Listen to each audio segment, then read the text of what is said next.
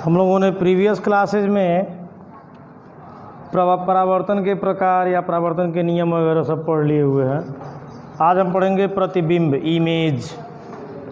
प्रतिबिंब क्या होता है, ध्यान दीजिए। शब्द से समझिए। बिंब, बिंब होता है वस्तु। कोई भी वस्तु अगर दिखाई दे रही है तो वो तो बिंब है। लेकिन उसी वस्तु का अगर फोटोकॉपी कहीं बन जाए, उसी का 2 कॉपी जिराक्स अगर कहीं दिखने लगे तो वो होता है प्रतिबिंब। अब जैसे आप लोग मुझे दिखाई दे रहे हैं या मैं आप लोगों को दिखाई दे रहा हूँ, तो मैं तो बिंब हूँ आपके लिए और आप बिंब हैं मेरे लिए। लेकिन अगर आप अपने सामने आईना खड़ा कर दीजिए और अपने आप को उसमें देखिए तो वो आपका प्रतिबिंब है।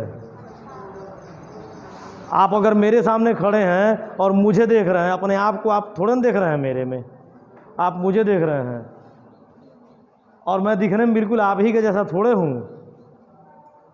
आपका प्रतिबिंब बिल्कुल आपके जैसा होगा क्योंकि वो आप ही का प्रतिबिंब है। उसी को इमेज कहते हैं, इमेज, प्रतिबिंब।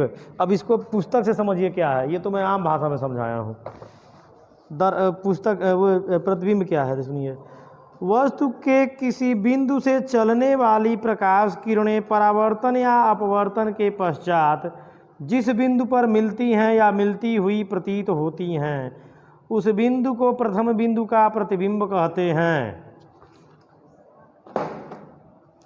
अब मान लीजिए ये कह रहा है कि वस्तु के किसी बिंदु से चलने वाली प्रकाश की किरणें, मान लीजिए कोई वस्तु है। अब वस्तु में मान लीजिए कि कोई पेड़ है, ये कोई पेड़ है। अब इस पेड़ से चलने वाली प्रकाश की किरणें, तो पेड़ से ये प्रकाश की किरणें चल रही हैं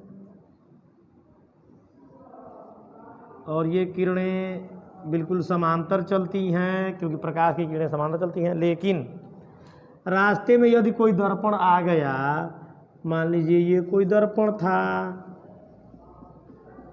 अब इससे ये टकराने के बाद परावर्तित होंगी और ये किरणें जा कर के एक दूसरे को जहाँ पर काटेंगी उसी बिंदु को पर एक इसका प्रतिबिंब बन जाएगा। ये छोटा सा पेड़ यहाँ बनाया है मैंने, ये इसका प्रतिबिंब है। तो ये वस्तु है, ये प्रतिबिंब है। आप अगर अपने आप को आईने में देख रहे हैं तो आप वस्तु हैं। आपसे चलने वाली प्रकाश की किरणें उस दर्पण से टकरा रही हैं जिस दर्पण में आप अपने आप को देख रहे हैं। आईना दर्पण होता है। उस दर्पण से जब किरणें टकरा रही हैं तो वो फिर टकराने के बाद आकर के आपकी आंखों में कहीं मिल रही हैं। जहाँ पर मिल रही वहीं पर उसका बन रहा है इमेज, तो उसे आप देख पा रहे हैं। केवल आईना ही क्यों, आपकी आंखों में कोई भी चीज़ तभी दिखाई देती है जब उस वस्तु का प्रतिबिंब आपकी आंखों में बनता है। अब ये देखना हो कि किसी की आंखों में प्रतिबिंब बना है तो आप अपने दोस्त या साथी के आंखों में ध्यान से देखिए, मतलब उसको कहिए मेरे करीब आओ और इतने पास से उसके आंख में बिल्कुल देखिए, तो आप देखेंगे कि आपका चेहरा उसकी आंखों में दिखेगा, छोटा सा, बिल्कुल छोटा सा, वो आप ही उसकी आंखों में आपका चेहरा, तो वो आपका प्रतिबिंब है जो उसकी आंखों में बन रहा है, तभी वो आपको देख पाएगा। अब किसी अंधे को कहिए कि आओ मुझे देखो, तो अंधे के आंखों को खोल के देखिए, उसमें आपका प्रतिबिंब नहीं बनेगा क्योंकि वो अंधा है। अंधा है तो कहाँ से प्रतिबिंब बनेगा उसकी आंख में। अगर उसकी आंख में प्रतिबिंब बन गया तब तो वो अंधा ही नहीं रह जाएगा, वो तो आपको देख रहा है, आप ही को, कि वो तो सबको देख रहा है, तो उसको कोई कहेगा कि अंधा है? नहीं। तो अंधे लोगों की आंखों में प्रतिबिंब नहीं बनता है। तो प्रतिबिंब किसी भी वस्तु से चलने वाली प्रकाश की किरणें जब परावर्तन या अपवर्तन के बाद, ध्यान दीजिएगा, अपने आप नहीं, ये परावर्तन हुआ था इन किरणों का।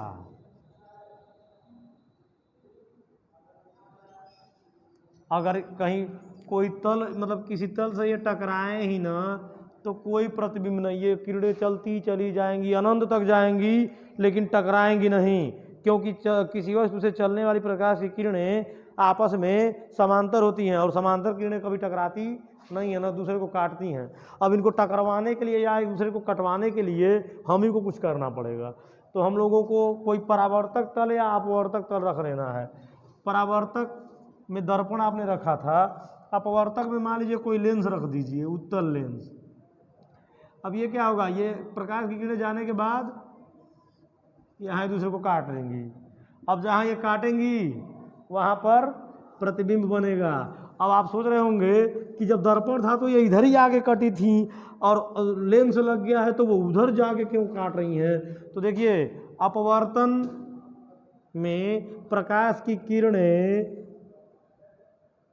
किसी भी तल से टकराने के बाद उस तल के दूसरे तल में भी चली जाती हैं, लेकिन उस तल में जाने के बाद, दूसरे तल में जाने के बाद वो अपने मार्ग से मुड़ जाती हैं। और ये दोनों किरणें अपने मार्ग से मुड़ गई हैं अपवर्तन के बाद। अपवर्तन में प्रकाश की किरणें टकराकर किसी तल से वापस नहीं जाती हैं, वो उस तल को पार कर जाती हैं, लेकिन अपने मार्ग से विचलित हो जाती हैं। जिधर उनको जाना था उधर न जाके कहीं और चली जाती हैं। इसको मैं आपको अपवर्तन वाले लेसन में बड़ी अच्छे तरह से समझाऊंगा। अभी परावर्तन चल रहा है तो आप परावर्तन समझिए, इसके बाद वाला लेसन अपवर्तन आएगा तब पढ़िएगा अपवर्तन।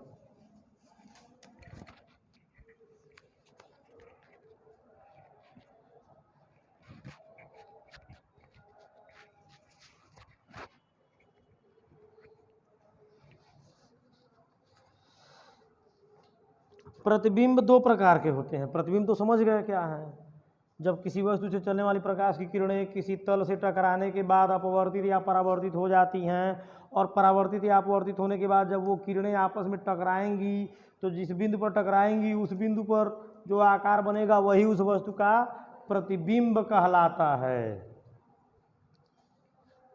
अब इसके बाद है प्रतिबिंब के प्रकार।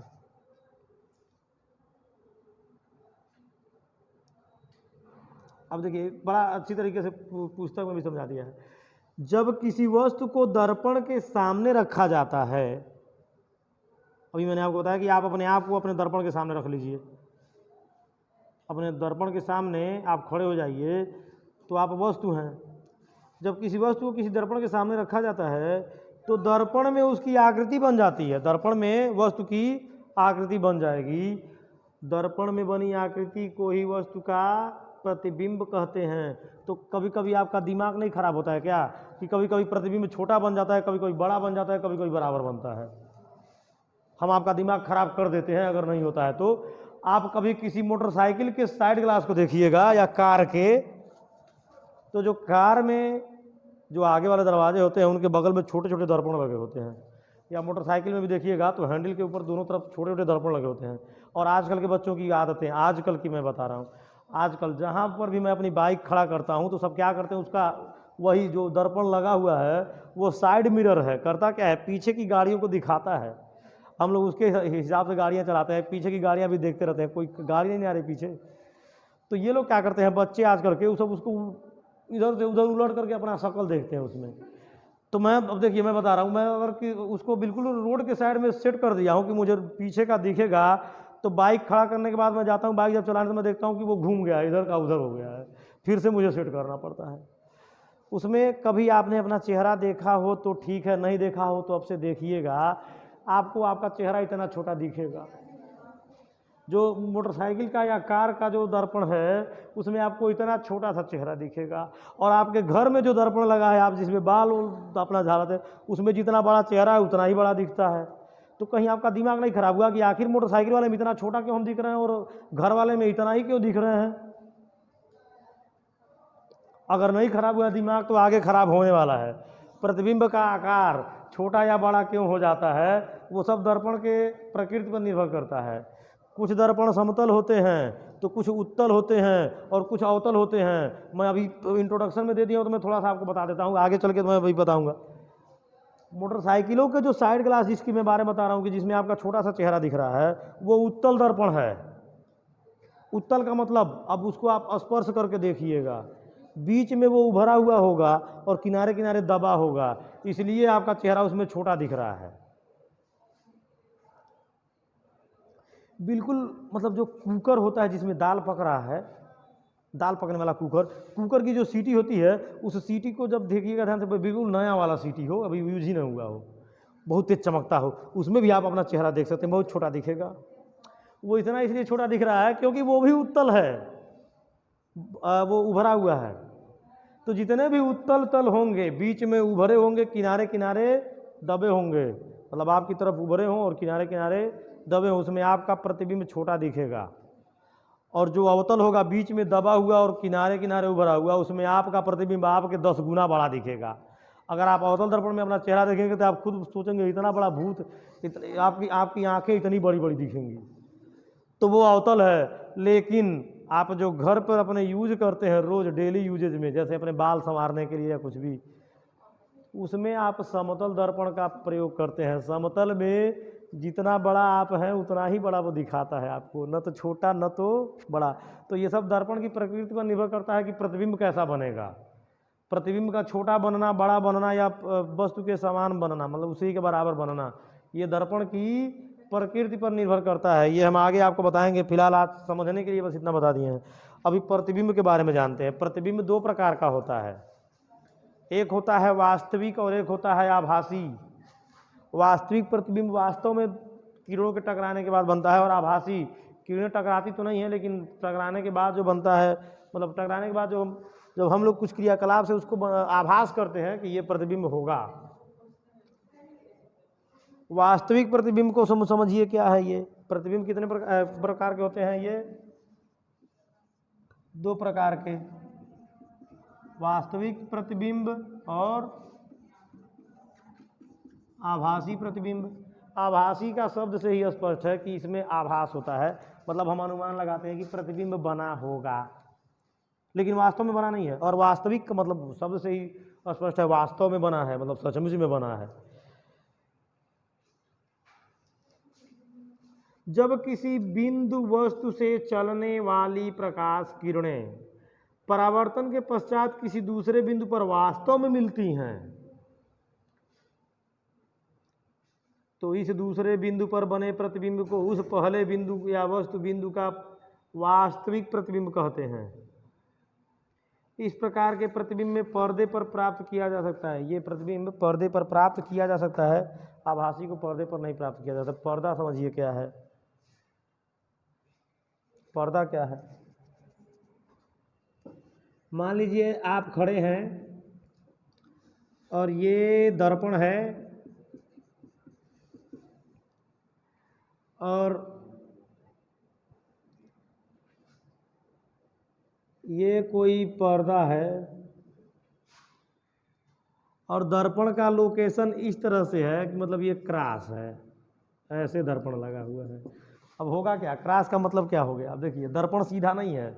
आप क्या करते हैं, अपने आप को देखने के लिए दर्पण बिल्कुल सीधा रखते हैं। दर्पण को टेढ़ा रख दीजिए, आप अपने आप को नहीं देखेंगे, आप इधर उधर की चीज़ें देखेंगे। तो सोचिए आप इधर उधर की चीज़ें क्यों देख रहे हैं? दर्पण को टेढ़ा करने पर होगा क्या? आप अपने घर में हैं, मान लीजिए पीछे अलमारी रखा हुआ है, मतलब उस साइड में है अलमारी, और आप यहाँ खड़े हैं, लेकिन दर्पण को जब आप इधर घुमा देंगे तो आप अपने आप को उसमें नहीं देखेंगे, आप अलमारी को देखेंगे। हो क्या रहा है? अलमारी से चलने वाली प्रकाश की किरणें दर्पण से टकरा रही हो, वो आपकी आंखों में आ रही हैं, इसलिए आपको अलमारी दिख रहा है। अब अलमारी के पास कोई अगर खड़ा है तो वही आपको देखेगा और आप उसको देखेंगे, लेकिन आप अपने आप को या वो अपने आप को नहीं देख पाएगा। बिल्कुल सेम कंडीशन। अब देखिए, ये प्रकाश भ्रम होता है कभी कभी। मोटरसाइकिल में अगर कोई पीछे बैठा है और आप साइड ग्लास ऐसा लगा दिए हैं कि पीछे की गाड़ियों को देखने के लिए, तो वो आपके चेहरे को देखेगा तभी जब आप उसके चेहरे को देखेंगे, लेकिन वो उसमें अगर आपका चेहरा देख रहा है तो वो अपना चेहरा नहीं देख पाएगा, और आप उसमें उसका देख रहे हैं तो अपना नहीं देख पाएंगे। ऐसा क्यों है?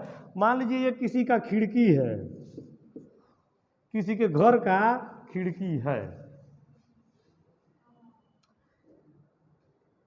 नहीं मैं आपको अभी फिलहाल पर्दे वाला ही उदाहरण समझा रहा हूँ। ये पर्दा है जो इसमें पुस्तक में दिया, पुस्तक समझिए। आपके पास से चलने वाली प्रकाश की किरणें इस दर्पण पर पड़ रही हैं और ये किरणें टकराने के बाद परावर्तित हो रही हैं और पर्दे पर जा करके आपका इमेज बना रही हैं। देखिए, आपका इमेज पर्दे पर बन गया, तो ये वास्तविक प्रतिबिंब है।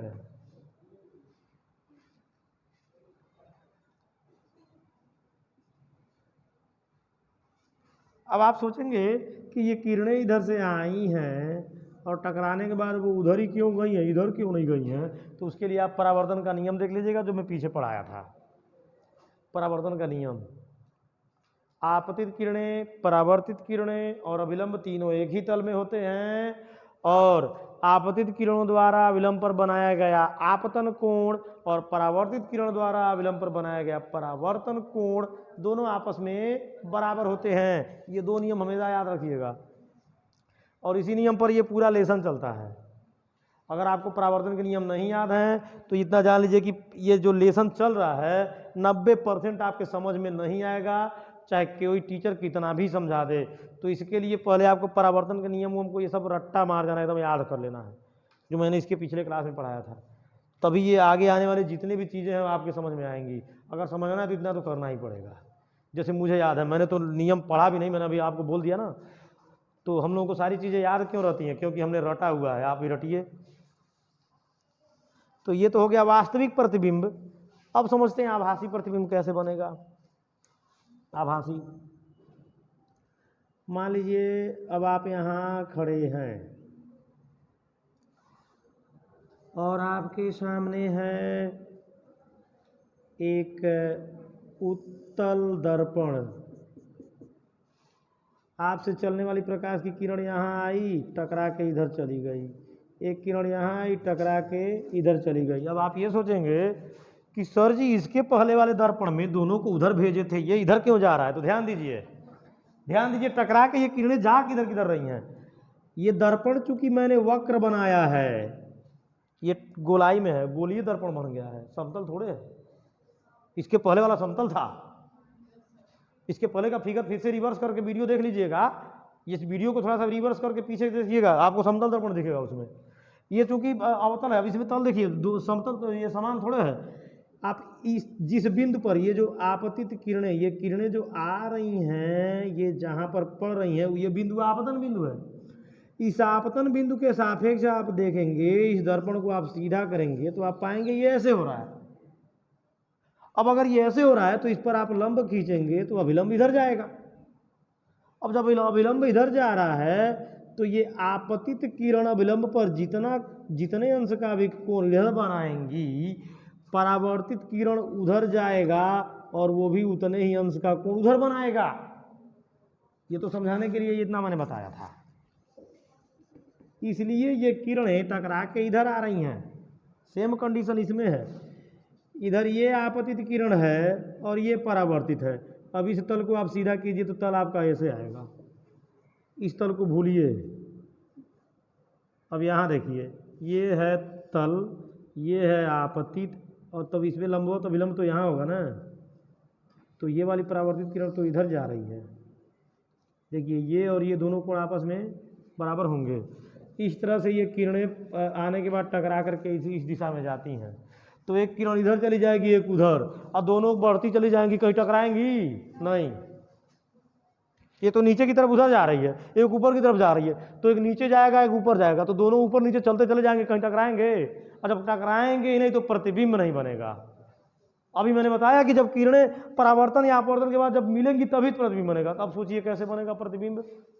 तब बनेगा, तब भी होगा क्या? ये किरणें आगे जाने पर कहीं नहीं मिल रही हैं तो मत मिलने दीजिए, बढ़ने दीजिए आगे। आप किरणों को पीछे बढ़ाइए, दर्पण के पीछे, इधर और इसको इधर, दोनों ने एक दूसरे को कहीं काटा। अब यहाँ पर आपका बनेगा आभासी प्रतिबिंब। देखिए कितने छोटे बने हैं।